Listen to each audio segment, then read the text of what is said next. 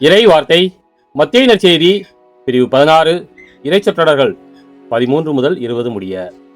இயேசு பிலிப்பு செசாரியா பகுதிக்கு சென்றார்.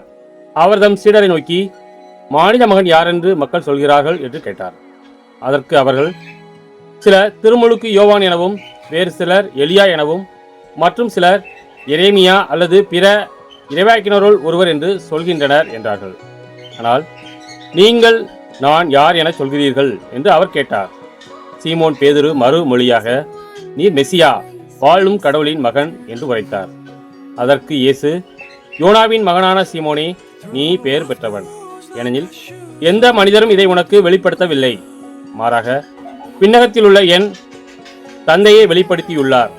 எனவே நான் உனக்கு கூறுகிறேன், உன் பெயர் பேதுரு, இந்த பாறையின் மேல் என் திருச்சபையை கட்டுவேன், பாதாளத்தின் வாயில்கள் அதன் மேல் வெற்றி கொள்ளா.